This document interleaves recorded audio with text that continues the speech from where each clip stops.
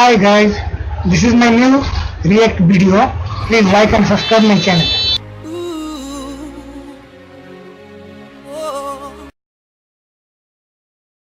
Hello everyone. Today I'm going to be creating a look for you inspired by one of the looks that I did on myself several years ago, for which I shall caption here. Lots of gold, lots of bronze, lots of lash, lots of lip liner and lots of contour. It's a very full-on look.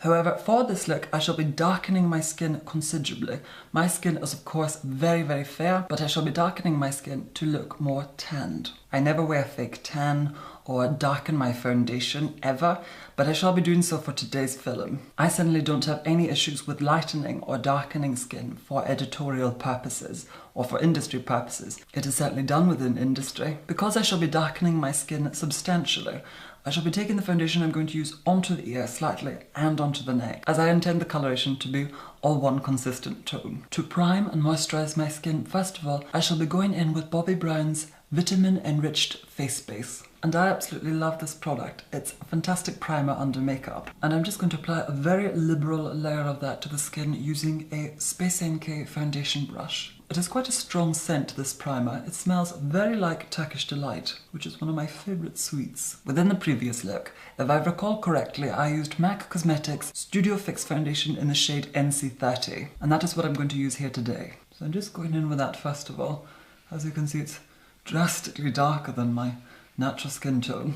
I'm just sticking that on the ears. I must admit, I find this a little daunting, the prospect of going from having a moon tan to a sun tan. Imagine how awfully tragic it would be if this was irrevocable. And now I'm just going to go in and buff all of that through and correct the texture with a Furless CB1 brush. I'm just taking a tiny bit of that foundation on the brush and stippling it all in. Now, because this foundation hasn't given me the desired coverage that I want, I'm going to go in with some of Estee Lauder's Double Wear Maximum Cover in the shade 03 Creamy Vanilla.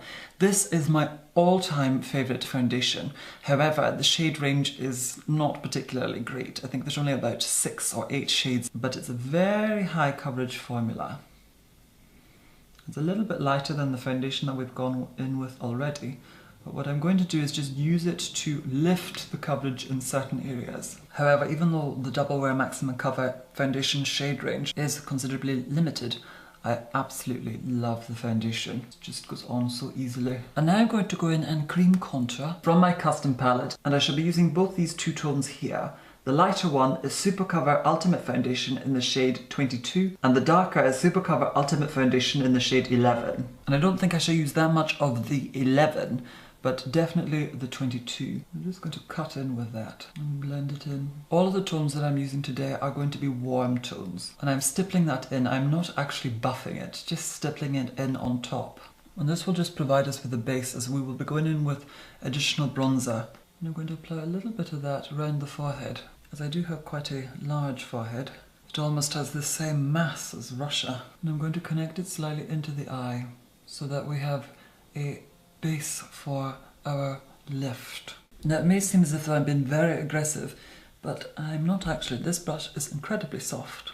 I am being slightly vigorous, but I do want it to be absolutely seamless, so that we have no harsh lines amongst the sea of orange.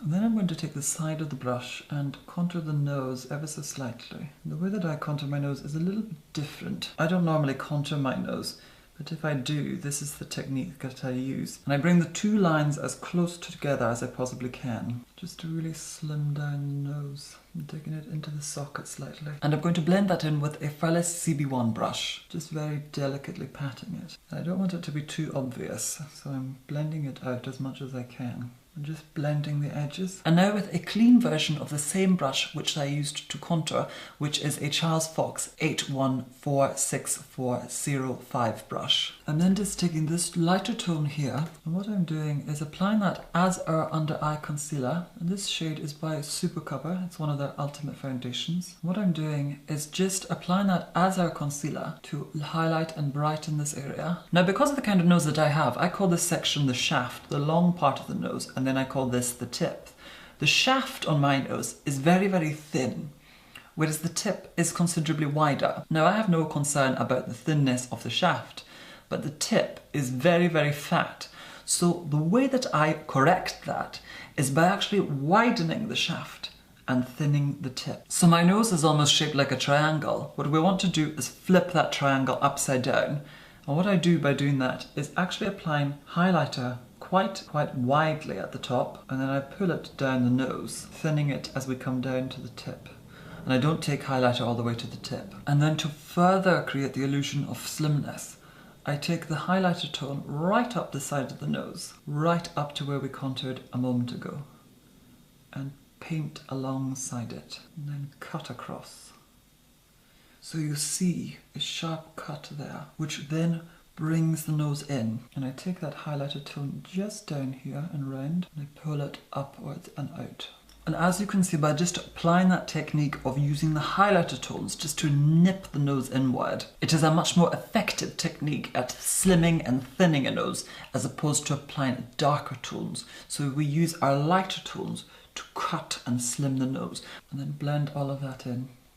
I'm just going to take a little bit of that highlighter tone just around the mouth where there's a tiny bit of shadow, just to brighten that area. And setting through only the areas that I have applied highlighter to with some of Inglot's Mattifying Loose Powder on a MAC Cosmetics 138 brush.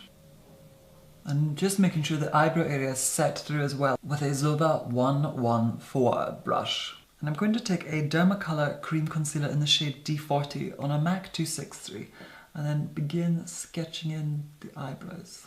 And I want the eyebrows to be quite harsh and quite penciled looking. So that's the eyebrows more or less done. I'm going to come back to them later on to apply a little bit of powder in them, probably a tone slightly darker than what I've gone in with, but once we have completed the rest of the eye look. Now for the eyes, I'm going to create a very dark socket and then cut in with concealer and then apply pigment on top of it. But first of all, I'm going to apply some of Urban Decay's powder eyeshadow in the shade Buck from the Naked palette as our transition colour. I'm just going to start building up a socket first of all. And I'm not going to create too much of a wing to the eye. I'm going to keep the look quite rounded as it was originally. And to do that, you just bring your tone slightly higher in the central area of the eye and don't wing it out far too much. And I'm going to take that tone quite far into the inner corner. And now I'm applying some of MAC Cosmetics powder eyeshadow in the shade Soft Brown on a Zova 227 and just warming that tone up and filling in this area.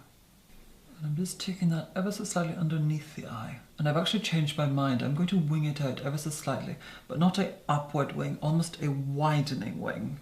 So it still elongates the eyes, but it's not totally uplifting. It is more broadening. I don't actually mind if that colour comes down quite far underneath the eye as well. Then I'm taking some of MAC Cosmetics powder eyeshadow in the shade Brûlée, and with the same 217 just brushing that underneath the brow as a matte highlight.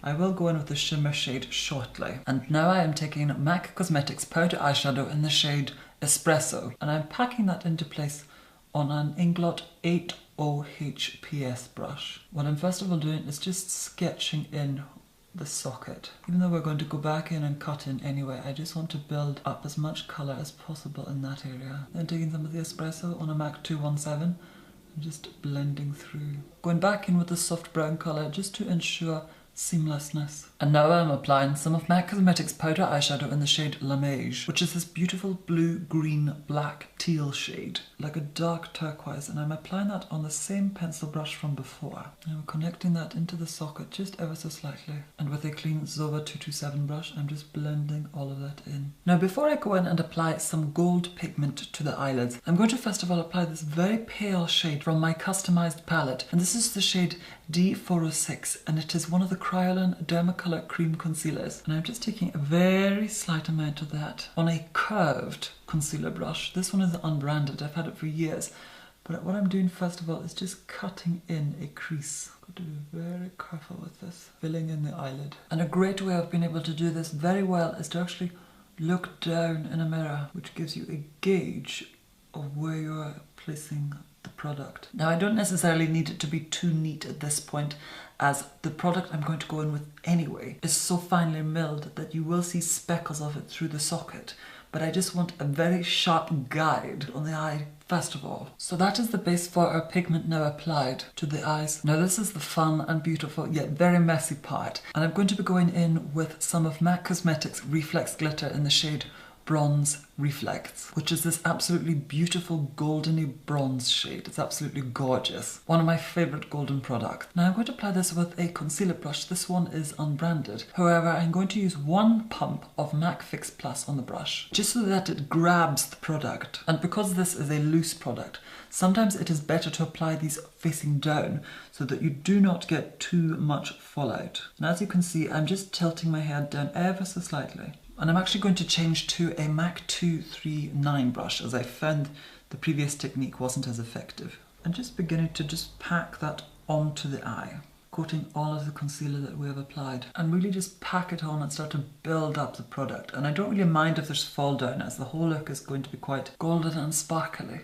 Now, I'm not very keen on the immediate harshness of the crease, so I'm just going to brush around the edge of the crease just to soften the edge. I'm going back in with the 217 that we had our espresso on, just to soften that in. And if you have any excessive fall down, you can go back in with your powder brush from before and just lift any of that product. So that is the eyes almost complete. I'm just going to go in and apply some gel eyeliner, and this is the Inglot's AMC gel eyeliner in the shade 77. And I'm actually going to draw a very harsh graphic cat eye.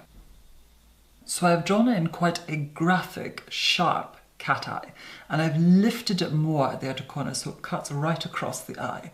I didn't want something that was following of my eye shape, as I wanted to lift the eyes, as I did in the original look. And I took the gel eyeliner quite far down underneath the eye, but to soften the harshness of the line, I'm going to go back in with some of the La Merge colour and just blend it into the black gel eyeliner that we have applied on a Charles Fox 8146-031 brush. And then taking a clean Zoba 227 brush, just soften what we have applied, blending it ever so slightly just to ensure seamlessness. And going in and curling eyelashes. Then I'm going to apply some of the Balm's What's Your Type mascara. Of course, what I'm doing first of all is just blackening the eyelashes before we go in with false eyelashes. And I'm going to go in and apply a set of custom cut false eyelashes. So that is the eyes complete. I've gone in and applied false lashes, and of course the eyelash glue dries clear, but I went over the top of it with a tiny bit of Bourjois liquid eyeliner. Now I'm going to go in with some of MAC Cosmetics Matte Bronze and use this as my contour. I'm really gently sculpting,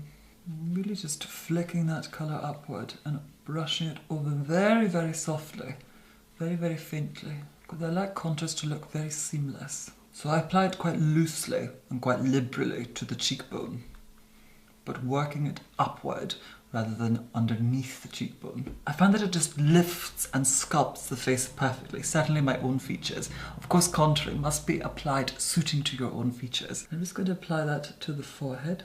And you can really get away with quite a lot of contour and bronzer on the more tan sort of skin tones.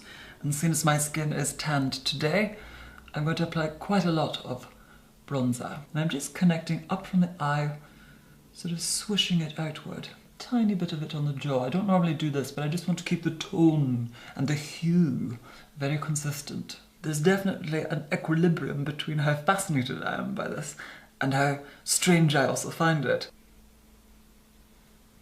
So that more or less completes all the sculpting work within the face. Now for blusher, I was going to go in with something that's pinky, and I might, depending on how I feel. But I'm first of all going to apply this Sleek Makeup Blush by 3 in the shade Lantern, which is this matte orange here. Now this is a fantastic tone for warming up any lip. And I'm just going to apply that on a Zova 126. What this will do, I'll just almost connect blusher and the bronzer together. As you can see, that just lifts the colour ever so slightly. And I'm only going to apply a little bit of it. It just lifts the face. And then I'm going to take this Sleek Makeup Face Form and apply the blusher from this palette on the same brush. This is a really pretty pinky shade, and it has slight golden reflex in it, so it's going to look really pretty on the cheekbones. And I've been slightly excessive with it, but I kind of think, well, I'm near an orange anyway, so I might as well. But I always go back in and just mute everything down with our powder brush from before. Now before I wasn't necessarily that keen on the eyebrows, but I actually quite like them as they are, and I think I'm going to leave them. Now for highlighter, I'm definitely going to apply the Balm's Mary Luminizer highlighter. I'm going to apply it, and I'm applying it on a Wayne Goss No. 2 brush. I'm just going to apply a little bit of that to the chin, a little bit to the cupid bow. You can always go back in and mute down whatever you've applied. I'm going to apply a little bit of that to the forehead, just to add some sheen, and then quite a lot of it to the centre of the nose. And I always like a little bit of shine here. And then I'm going to apply a little bit of it just to the inner part of the eye. One technique when using highlighter or shimmer tones is by applying it to an area. When you start to buff it, it can actually become more shiny. Because I don't want to apply too much product in that area, I'm just buffing it in. You can actually go back in with your blusher brush from before and just connect everything together, ensuring seamlessness. No, I couldn't quite resist, so I'm going to go in and apply even more highlighter. And this is Inglott's Sparkling Dust in the shade 02. So being able to try them out on myself is definitely very interesting. Now for lips, I'm going to go in with some of L'Oreal's lip pencil in the shade Rosewood. I had to really rummage around my archive to be able to find this colour. It's very similar to Spice by MAC Cosmetics. It's definitely got a slight more raspberry tone to it than Spice. And I'm obviously going to overdraw the lips with this kind of look. I think that's sacrosanct. With the lips now overlined, I'm now going to go in and apply lipstick. Originally I used Beauty UK's lipstick in the shade Chelsea. However, today I really like the slightly pinky look on the lips already, so I'm going to go in and apply MAC Cosmetics lipstick in the shade Saint Germain, as it's a perfect Barbie colour. And I kind of felt like a change from nudes. I don't want to apply it too heavily, I want there to still be a slight ombre on the lip. And I'm just taking a slight amount of Illamasqua lipstick in the shade Live, which is a slightly lighter tone, and I'm just blotting that onto the lips. And the lip liner and the lipstick have merged very nicely together. And I'm now going to blot the lips ever so slightly, as I feel I've applied a little bit too much. And one great technique is just to take a little bit of tissue paper, bite into it, and when you do that, fold the edges up. And that just removes all the excess product on the lip. And I'm now just going to even out the neck tone and apply additional foundation to areas that require tanning down, just so that it all looks really seamless. I'm just going to add a little bit of shimmer to certain areas on the neck. And I'm just going to contour the neck ever so slightly, just so that it doesn't all look like such a flat shape. There's definitely a stark colour difference between my regular skin tone and that of the painted on one. It's definitely very interesting to try out these looks, but I don't think I will be tanning that often. I'm very fond of my very fair skin. I definitely enjoy recreating some of my older looks that I did when I was a lot younger. It's a very glamorous look, very bronzed look, very golden look, very Barbie actually. It can also be worn with the hair up, which is a much more classic take on the look. So that more or less completes the look. I very much enjoyed creating this look, even though I don't think I will be tanning myself anytime soon, or certainly not for a long time. I definitely enjoyed creating this look and using the colour palette for which that I did. And I think it can actually be really quite fun, trying out different styles and different looks, and I definitely had a lot of fun creating this look. I very much hope that you found today's film either interesting, useful, helpful or beneficial. And once again, thank you so much for watching, and of course, take care. Bye!